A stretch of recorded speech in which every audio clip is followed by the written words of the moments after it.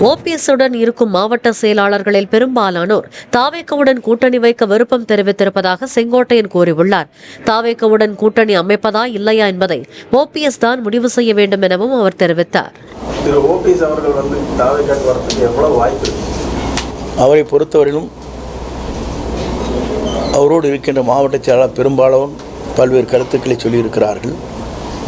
அதில் பெரும்பாலானவர்கள் தமிழக வெற்றி கழகத்திற்கு நாம் செல்ல வேண்டும் என்ற கருத்துக்கள் பரிமாறப்பட்டிருக்கிறது. அதை பொறுத்தவரை அவர்தான் முடிவுகள் மேற்கொள்வார்.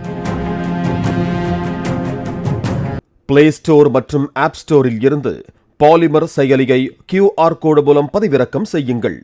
செய்திகளை உடனுக்குடன் பெறுங்கள்.